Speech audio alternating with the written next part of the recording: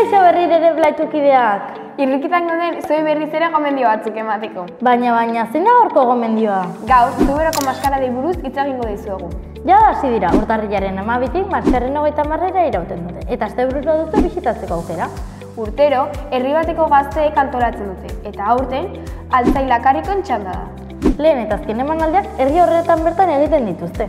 Eta beste emanaldiak Zuberako hainbat herrietan. Adibidez, Altzurukun, Atarratzen, Ligin, Pagolan eta bar.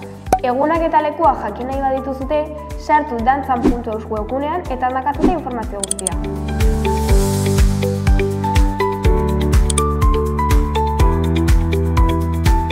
Maskaradetan bi talde daude, gorriak eta beltzak, hau da, onak eta gaiztoak. Egun osoan zehar, dantzak egiten dituzte eta ikusleak xirikatzen dituzte. Gainera, herri bazkaria egoten da. Plan ikaragarria da. Lagunekin edo familiarekin juteko aukeratu zuen asteburua. Oso ongi pasako duzue, ziur. Ea elkar ikusten dugun. Baina gogoratu, Blaitu mingainak eta buste euskaraz! Agur!